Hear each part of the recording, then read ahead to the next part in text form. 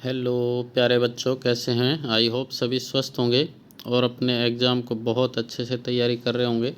आज हम वार्षिक परीक्षा 2023-24 के प्रश्न पत्र का सॉल्यूशन करवा रहे हैं आपको, और साथ में आप भी करते चलिए और देखिए कि कितने मार्क्स आपके आते हैं। इसी तरीके का प्रश्न आपके मेन एग्ज़ाम में भी आने वाला है निकट भविष्य में, जो भी एग्ज़ाम देना चाह रहा है। तो कक्षा 11 का भौतिक विज्ञान का ही है प्रश्न पत्र मेरे प्यारे दोस्तों, और यह इस समय जो पेपर हुआ है उसी का ये सॉल्यूशन है। तो आपने देखा था हमने जो पहले पेपर डाला था उसमें से लगभग कुछ क्वेश्चंस इसमें मिले हुए हैं। तो आपको जो भी क्वेश्चंस मिले थे उनको आप अच्छे से करके आए होंगे। तो आपने क्योंकि तैयारी बहुत बेहतरीन की होगी, तो इस वजह से आप नेक्स्ट हम आगे चलते हैं मेरे प्यारे दोस्तों। और ऐसे ही यदि वीडियो प्राप्त करनी है आपको, तो अभी तक आपने यदि चैनल को सब्सक्राइब नहीं किया है तो आप इसको सब्सक्राइब कीजिए, अपने दोस्तों के साथ शेयर कीजिए। और जो भी वीडियो आपको पसंद अगर आया है, कहीं किसी भी तरीके का डाउट है तो उस पर कमेंट करके अवश्य बताएं। चलिए प्यारे दोस्तों, पहले क्वेश्चन की ओर चलते हैं। समय वही 3.25 घंटे है, 3 घंटे 15 मिनट, और टाइम कितना होता है? 70 मिनट होता है मेरे प्यारे दोस्तों। चलिए क्वेश्चन नंबर 1 की ओर चलते हैं। प्रकृति में उपस्थित दुर्लभतम बल है, तो प्रकृति में उपस्थित दुर्लभतम बल होता है गुरुत्वाकर्षण बल होता है। निम्न में से कौन सी राशि सदिश है? देखो, कार्य, ऊर्जा, समय, ये सभी अदिश राशियां हैं। संवेग केवल क्या है? सदिश राशि है मेरे प्यारे दोस्तों। चलिए नेक्स्ट क्वेश्चन की ओर। किसी प्रक्षेप्य का पथ होता है, देखो रेखीय नहीं होता है, वक्रीय नहीं होता, दीर्घवृत्ताकार नहीं, कैसा होता है? परवलयाकार होता है। सार्वत्रिक गुरुत्वीय नियतांक का मान मेरे प्यारे दोस्तों 6.67 इंटू 10⁻⁻11। तो देखो यहाँ प्लस है, इसको हटा देंगे, यहाँ पर एक पॉइंट नहीं हटेगा, ये भी हट जाएगा, यानी 6.6 होना चाहिए। आपको कन्फ्यूज़ करने के लिए देखिए 1.67 गुणा 10⁻⁻11 इसमें मिल रहा है, तो ये गलत है क्योंकि यहाँ 1.6 है। देखिए -40 डिग्री फ़ारेनहाइट, यानी कि इट मीन्स वह टेम्परेचर, ये भी पूछा जा सकता था किस तापमान पर डिग्री सेल्सियस और फ़ारेनहाइट के पैमाने समान होते हैं। तो मेरे प्यारे दोस्तों माइनस का कितना होता है? 40 होता है। तो नेक्स्ट क्वेश्चन यहाँ पर ऊष्मगतिकी का प्रथम नियम, ऊष्मगतिकी का प्रथम नियम होता है delta Q equal to delta U plus में डेल्टा डब्लू। तो देखो मेरे प्यारे दोस्तों यहाँ पर question number option number A delta Q equal to delta W plus del U. और आपको क्वेश्चन नंबर डी के तरफ भी नज़र दौड़ाइए। डेल्टा डब्लू, जब डेल्टा यू नेगेटिव है, जब इस डायरेक्शन में आएगा तो ये क्या हो जाएगा? प्लस हो जाएगा। तो यहाँ पर वो नेगेटिव पॉजिटिव हो सकती है, तो लेकिन हमारा जो मेन जो कंटेंट बनता है हीट, यानी कि रिजेक्शन हो रही है तो नेगेटिव हो रही है, हीट ऐड होती है तो पॉजिटिव होती है, वो एक अलग कॉन्सेप्ट है। इस कॉन्सेप्ट से ये भी हमारे पास क्या बन रहा है? यही नियम बनेगा, delta Q equal to delta W plus में डेल यू बनने को माइनस प्लस, लेकिन यहाँ इंटरनल एनर्जी में कमी हो रही है, उस चीज़ को शो कर रहा है, तो ये भी हो सकता है। केस नली में द्रव के ऊपर उठने का कारण होता है मेरे प्यारे दोस्तों पृष्ठ तनाव होता है। बर्नौली प्रमेय ऊर्जा संरक्षण के सिद्धांत पर आधारित होती है। नेक्स्ट क्वेश्चन हम आपके साथ ले रहे हैं। नेक्स्ट क्वेश्चन है सरल आवर्त गति में माध्य स्थिति में होती है। देखो सरल आवर्त गति करने वाला पिंड जो होता है मेरे प्यारे दोस्तों, सरल आवर्त गति जो करता है वह पिंड किस तरीके की कंडीशंस होती है मेरे प्यारे दोस्तों?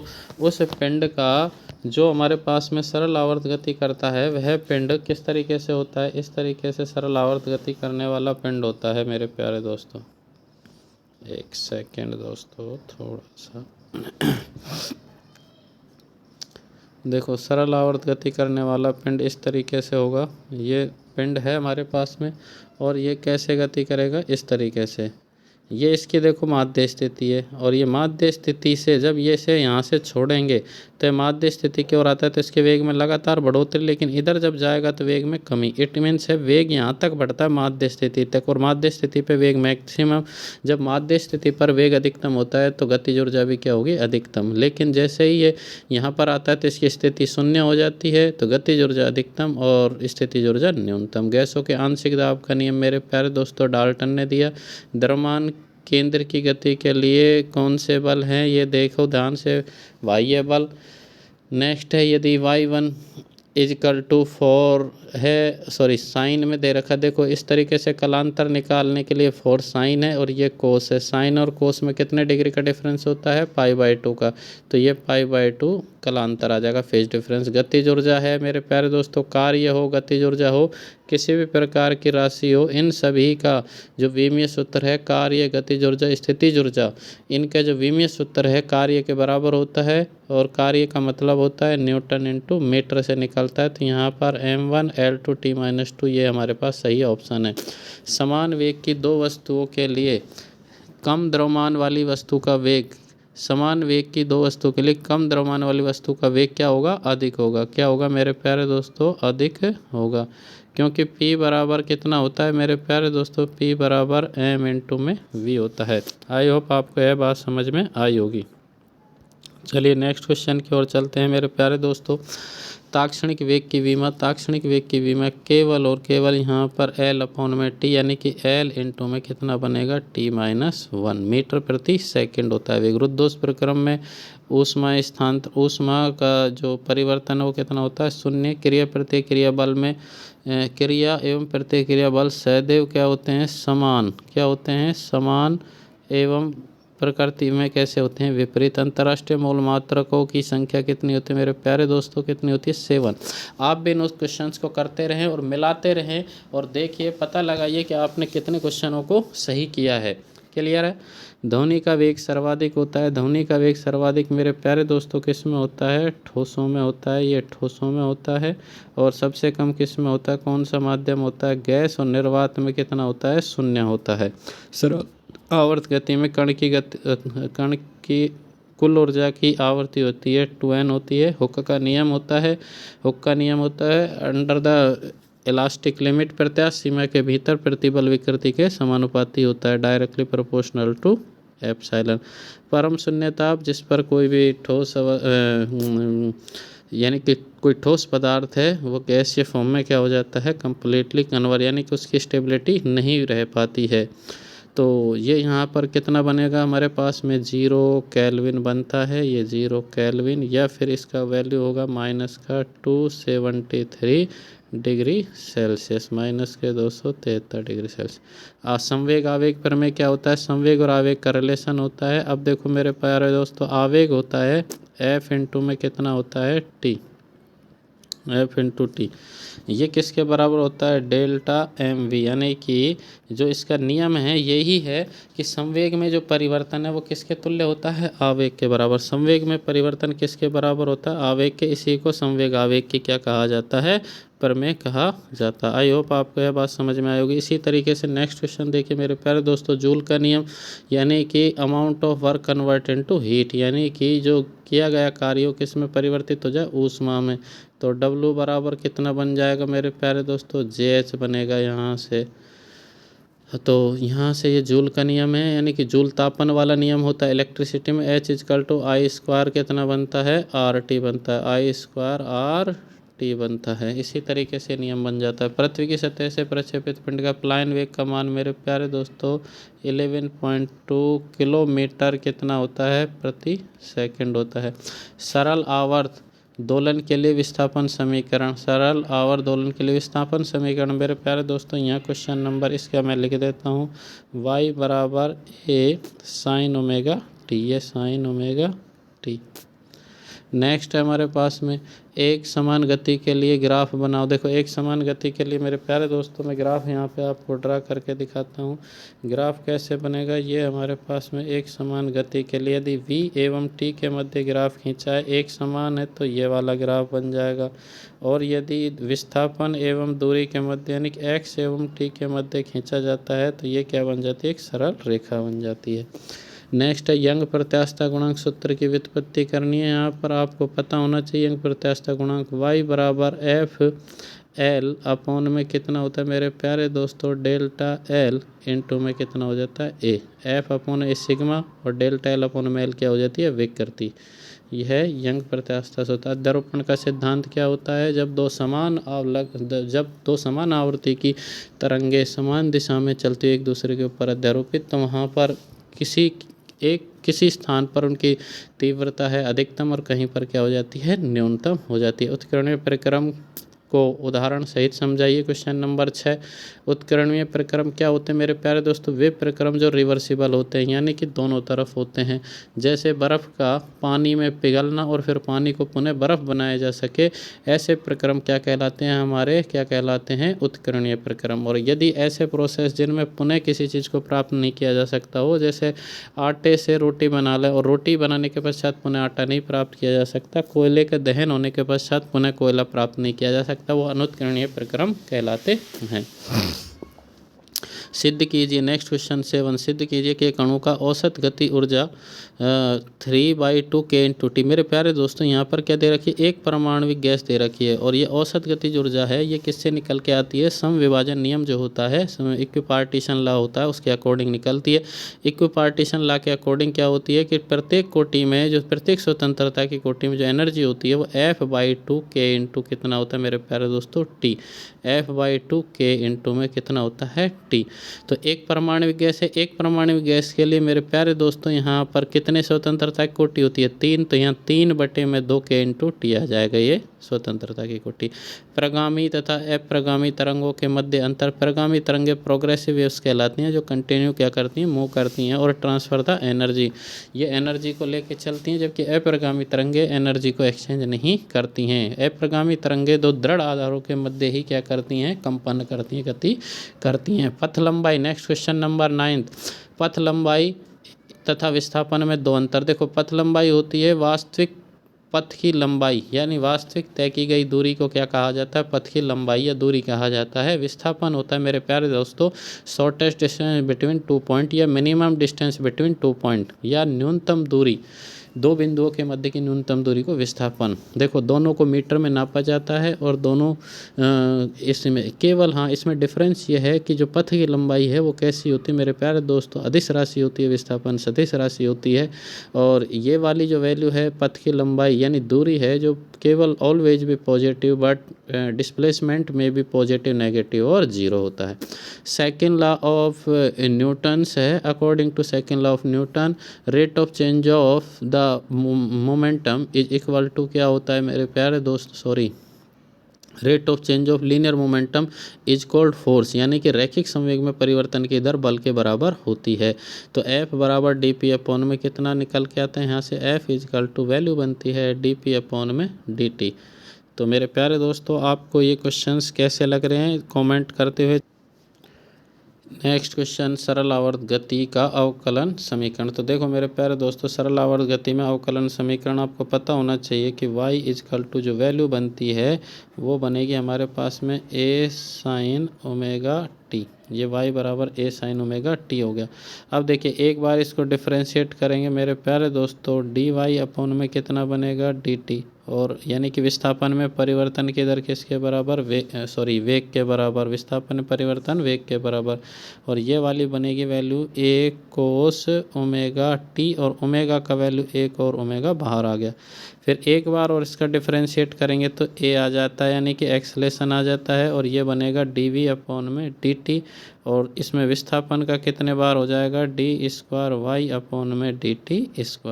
और जब दो बार करते हैं तो यहाँ से a बराबर माइनस का वैल्यू बनती है मेरे प्यारे दोस्तों ω²x। ये हमारे पास में क्या है? इसकी अवकलन समीकरण है।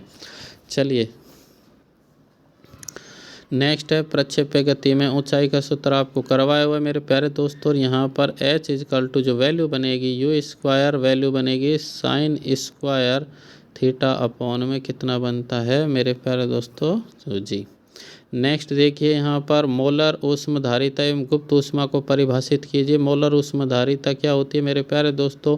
1 मोल अमाउंट का टेम्परेचर 1 डिग्री राइज करने के लिए गिवन अमाउंट ऑफ हीट जो होती है, दी गई ऊष्मा की वह मात्रा जो 1 मोल पदार्थ के ताप क्रम को 1 डिग्री से बढ़ा दे, उसको मोलर ऊष्मधारिता कहलाता है। यहाँ पर हमारे पास गुप्त ऊष्मा क्या होती है? Required the amount of heat which change the change the phase of the any substance, यानी कि जो या किसी पदार्थ को दी गई ऊष्मा की वह मात्रा जो उस पदार्थ की अवस्था में परिवर्तन कर दे उसे क्या कहा जाता है? गुप्त ऊष्मा कहा जाता है। नेक्स्ट है, एक सरल आवर्त गति में आयाम मेरे प्यारे दोस्तों ए का मान दे दिया और यहाँ टी दे दिया। टी से हम निकाल सकते हैं ओमेगा इजकल टू वैल्यू होती है हमारे पास में 2 पाई अपॉन में टी। अब देखो ओमेगा का वैल्यू 2 पाई और यहाँ पर ये वाली वैल्यू 2 से कितना कट गया 2 केवल, और ओमेगा का मान कितना आया पाई। अब हमारी समीकरण होती है y बराबर ए साइन ओमेगा टी। यहाँ पर देखो y बराबर ए साइन ओमेगा टी, ये होती है सरल आवर्त गति का समीकरण, जिसमें वैल्यू रखेंगे हम y बराबर में ए का मान है 10 और यहाँ से ये साइन और ओमेगा का मान कितना आया पाई इंटू में कितना बनेगा मेरे प्यारे दोस्तों टी, ये वैल्यू बनेगी। चलिए नेक्स्ट, पृथ्वी की एच ऊंचाई, पृथ्वी से ऊंचाई पर जो फॉर्मूला होता है वो प्यारे दोस्तों निकालना है आपको। जी एच इजकल टू जी ई, अर्थ के सरफेस पे 1 माइनस का कितना बनता है 2h अपॉन में कितना बन जाता है, और ये सूत्र निकलता है। घर्षण बल किसे कहा जाता है? नेक्स्ट क्वेश्चन, जब दो ऑब्जेक्ट रिलेटिव मोशन करते एक दूसरे के ऊपर रिलेटिव मोशन करते तो उनके रिलेटिव मोशन का अपोज करने वाला अपेक्षित गति का विरोध करने वाला कारक घर्षण बल, और जिस बल से करता जो कारक होता है वो तो घर्षण, और जिस बल से करता है मेरे प्यारे दोस्तों से घर्षण बल कहा जाता है। इसको कम करने के दो उपाय क्या हैं? इसको लुब्रिकेंट कर दीजिए, ऑयलिंग कर दीजिए और सतह को पॉलिश करिए, या फिर ऐसी दो सतहें जहाँ पर हम व्हील्स का उपयोग कर सकते हैं, पहियों का उपयोग कर सकते हैं, तो उससे घर्षण को कम कर सकते हैं। निम्न में सदिश संबंध बताना है। रेखीय वेग को v और कोणीय वेग ओमेगा, तो v इजकल टू मेरे प्यारे दोस्तों कितना होता है r ओमेगा, लेकिन r ओमेगा रेखीय सदिश संबंध तो r क्रॉस ओमेगा होता है। रेखीय संवेग और कोणीय संवेग में यानी कि L होता है कोणीय संवेग, R क्या होती है दूरी, इनटू में ये हमारे पास में क्या होता है रैखिक संवेग, इनमें ये वाला रिलेशन बन गया। पृष्ठीय तनाव क्या होता है? यानी कि किसी जब दो डिफरेंट मीडियम में सरफेस आ जाती है, जैसे लिक्विड की सरफेस है जो एयर मीडियम के रेस्पेक्ट में जब कांटेक्ट में आती है तो वहाँ पर क्या बन जाता है पृष्ठ तनाव बनता है। मान लो ये हमारे पास में कोई पात्र था, इस पात्र में क्या है पानी भरा हुआ है मान लो, तो ये पानी भरा हुआ है या कोई ऐसा लिक्विड है और यहाँ पर है हमारे पास में एयर, तो ये जो मीडियम है यहाँ पर इस सतह पे क्या आ जाती है पृष्ठ तनाव, और तनाव के कारण ये जो सरफेस है मिनिमाइज होने का काम करती है, यानी कि कंटिन्यू इसका पृष्ठीय क्षेत्रफल को कम करने का प्रयास करती है। तो जिस तनाव से होता है उसे पृष्ठ तनाव। पृष्ठीय ऊर्जा, इस पृष्ठीय क्षेत्रफल को मिनिमाइज करने के लिए, न्यूनतम करने के लिए जो वर्क किया जाता है वो एनर्जी के रूप में क्या हो जाता है संचित हो जाता है। श्यानता क्या होती है? तरलों के बहने का जो विरोध करने वाला गुण है उसे श्यानता कहा जाता है, यानी कि resist the flow of fluid. Next है 3 प्रश्न करनी, यांत्रिक ऊर्जा संरक्षण का ग्राफ बनाना है। ये आपको बताया यांत्रिक ऊर्जा में कितनी कौन कौन सी ऊर्जा होती हैं, 2 पोटेंशियल और काइनेटिक, यानी कि यदि यहाँ पर गतिज ऊर्जा अधिकतम है तो मेरे प्यारे दोस्तों स्थितिज ऊर्जा क्या होगी न्यूनतम होगी। ये वाला आपको ग्राफ बनाना है। आवर्त गति और दोलनी गति, ऐसी गति आवर्ती गति वो होती है जिसमें कोई ऑब्जेक्ट अपना कंप्लीट एक दोलन पूरा करता हो। दोलनी गति क्या है? टू एंड फ्रो मोशन, यानी कि रिपीटेड मोशन। इसमें क्या होता है ऑब्जेक्ट यहाँ तक आ रहा है कंप्लीट, यानी कि सर्कुलर मोशन नहीं होता है और वह कोई दो पर्टिकुलर रेंज के या 2 पॉइंट्स के बीच में ही कंटिन्यू क्या करता है ऑसिलेट करता है। ऑसिलेटरी मोशन है, सॉरी दोलनी गति है जो आवर्ती गति हो सकती है, बट आवर्ती गति दोलनी गति नहीं हो सकती।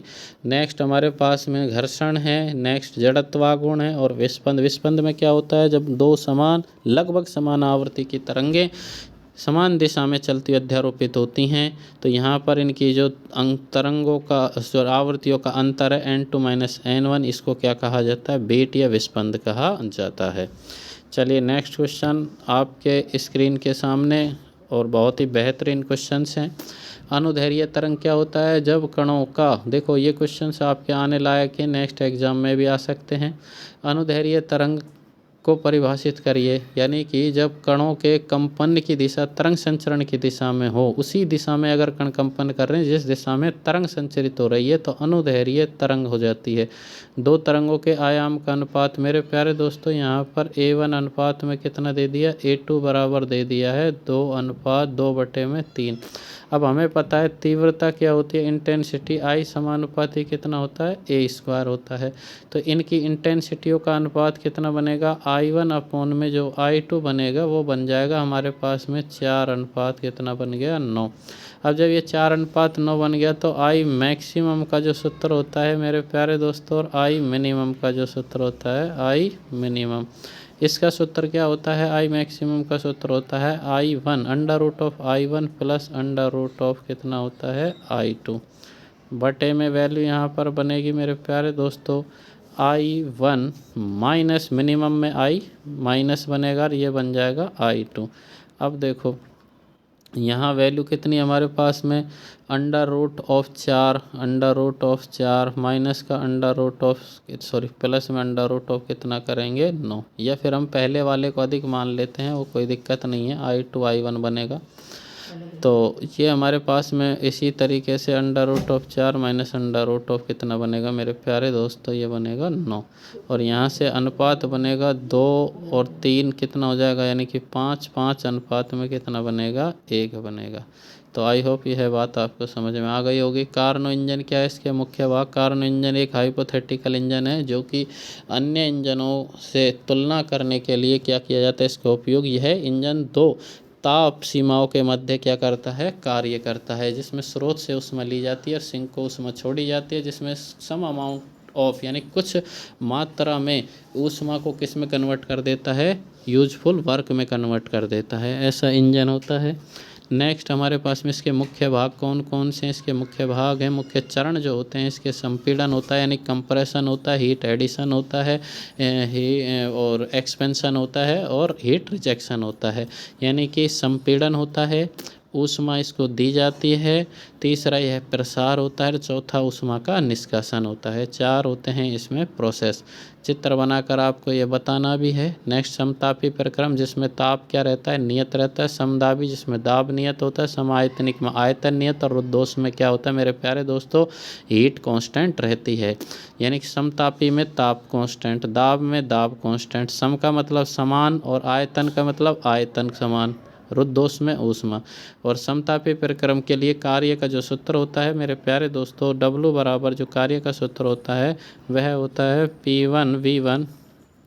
P1V1 कितना होता है, log V2 अपॉन में V1, या इसको नेक्स्ट चेंज करेंगे तो P2 अपॉन P1 भी हो जाता है। सरल आवर्ती में कण की गतिज ऊर्जा, स्थितिज ऊर्जा और कुल ऊर्जा का सूत्र। गतिज ऊर्जा होती है ½ mv², स्थितिज ऊर्जा होती है ½ और कुल ऊर्जा भी ½ हो जाती है, यानी कि स्थितिज ऊर्जा के तुल्य निकल के आती है। निम्न को परिभाषित कीजिए।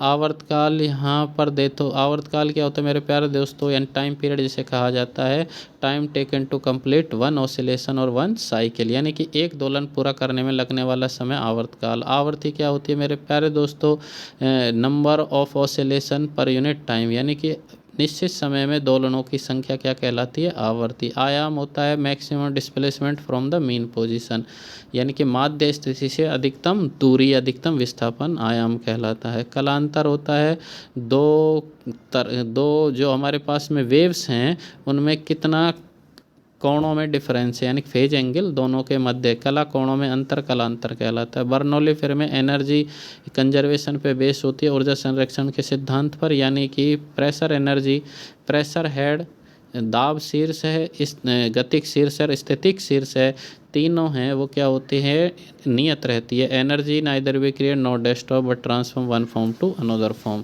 तो दाब ऊर्जा यदि अधिक है तो उन निम्न दोनों ऊर्जाओं में से कोई ना कोई एक में कमी हो रही होगी, एक में बढ़ोतरी हो रही होगी। खुला ऑर्गन पाइप क्या होता है, बंद ऑर्गन पाइप। खुला ऑर्गन पाइप ऐसा ऑर्गन पाइप जिसके बोथ हैंड ओपन हो।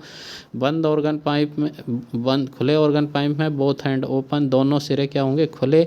बंद ऑर्गन पाइप में एक सिरा बंद और एक क्या होता है, खुला होता है। न्यूटन की शीतलन का नियम क्या होता है मेरे प्यारे दोस्तों? Rate of heat transfer, rate of cooling is directly proportional to temperature. यानी कि जो न्यूटन के शीतलन के नियम हैं, कूलिंग की या शीतलन की जो दर है उसके तापांतर के क्या होती है? समानुपाती होती है मेरे प्यारे दोस्तों। और यह फेज डिफरेंस यानी कि जब फेज चेंज हो रही हो उस समय यह वर्क नहीं करता है, केवल एक निश्चित फेज में ही क्या करता है? वर्क करता है। या इसकी बाउंड्री या लिमिटेशन प्रतिबंध है। तो आई होप मेरे प्यारे दोस्तों आपको यह जानकारी बहुत अच्छी लगी होगी, और इसमें जो सॉल्यूशन है इसके अनुसार आप अपने क्वेश्चंस को चेक भी कर सकते हैं। और यदि कोई आगामी इस पेपर को देना चाह रहा है 24-25 में जो भी देगा, तो मैं उम्मीद करता हूँ इसी तरीके के क्वेश्चंस पुटअप किए जाएंगे। तो अभी से जो 10वीं क्लास में है, अगर कोई 11वीं में एडमिशन लेगा, उसका वार्षिक परीक्षा का पेपर इसी के अनुरूप आने वाला है। चलिए नेक्स्ट देखिए मेरे प्यारे दोस्तों, रिश्ते वही कामयाब होते हैं जो दोनों तरफ से निभाए जाते हैं। एक तरफ से सेक कर तो रोटी भी नहीं पकाई जा सकती। तो आप ये देखिए मेरे प्यारे दोस्तों, यहाँ पर मैं बार बार बोलता हूँ, यहाँ क्या हो रहा है? हीट जनरेट हो रही है, यानी गैस चल रही है। गैस क्या है? केमिकल एनर्जी है। और यहाँ से हीट डेवलप हो गई तो हीट एनर्जी में कन्वर्ट हो गई। यह इस तवे के सहायता से रोटी तक हीट जा रही है। तो तवे के द्वारा जो हीट का ट्रांसफ़र हो रहा है वो कंडक्शन है, चालन है। अब देखो नीचे से chemical energy convert into heat energy convert into जो कंडक्शन की सहायता से रोटी के अंदर गई है, रोटी में क्या बन गई? स्टीम बन गई, उसको पका दिया। अब यह जो हमारे पास में खाना पका हुआ है, जब हमारे पेट में जाएगा तो हम मेटाबॉलिज्म एनर्जी, खाद्य ऊर्जा के रूप में हमारे शरीर में संचित होता है, जिससे हमें ऊर्जा मिलती है। दिन भर हम कुछ ना कुछ कार्य करते हैं। तो मेरे प्यारे दोस्तों अब ध्यान से देखो क्या कॉन्सेप्ट है इसमें। एक कॉन्सेप्ट, कितने कॉन्सेप्ट हैं फिजिक्स के कॉन्सेप्ट। जब यहाँ से हीट जनरेट हो रही है, तवे की सहायता से रोटी के अंदर प्रवेश कर रही है, तो रोटी क्या हो रही है? फूल जाती है। फूल क्यों जाती है? क्योंकि रोटी के आटे को गूंथने के लिए, आटा की लोइयाँ बनाने के लिए इसमें पानी का इस्तेमाल किया, वाटर का। और जब हम इसको हीट देते हैं तो वाटर कन्वर्ट इनटू स्टीम में कन्वर्ट हो जाता है। तो वाटर जो है स्टीम में जब कन्वर्ट होगा तो अपने हीट देने से आयतन में क्या करेगा? बढ़ोतरी। वॉल्यूम क्या होता है? एक्सपेंड होता है, प्रसार होता है। तो रोटी क्या हो गई है? फूल गई है मेरे प्यारे दोस्तों। अब एक कॉन्सेप्ट देखिए, ध्यान से सुनो। 100 डिग्री सेल्सियस पर वाटर, 100 डिग्री सेल्सियस पर स्टीम, कौन ज़्यादा डेंजरस होता है या कौन खतरनाक होता है? तो स्टीम होती है मेरे प्यारे दोस्तों। इसी कारण से फूली हुई रोटी के अंदर यदि उंगली डालोगे तो वह जल जाती है। और जो मेन कॉन्सेप्ट था, आपका थीम है ये, इसको पढ़ के एक बार देखिए क्या दे रखा है। ये है मोटिवेशनल कोट्स कि केवल टीचर ही मेहनत करता अगर चला गया और आप मेहनत नहीं करोगे तो मेरे प्यारे दोस्तों कुछ नहीं होने वाला। तो अगर एक तरफ से तो रोटी नहीं सेकी जा सकती, तो ये बताओ क्या टीचर आपकी तैयारी कराते कराते और आप मेहनत नहीं करो तो क्या आप पास हो सकते हो? नहीं हो सकते मेरे प्यारे दोस्तों। आपको भी मेहनत करनी पड़ेगी और वह मेहनत लगातार करनी पड़ेगी, अदरवाइज़ आप इस रोटी की तरह, तवे गर्म तो होगा लेकिन रोटी क्या हो जाएगी? जल जाएगी और स्वाद नहीं आ पाएगा। तो मेरे प्यारे दोस्तों इसी मोटिवेशनल कोट्स के साथ आपसे विदा लेते हैं। जय हिंद, जय भारत।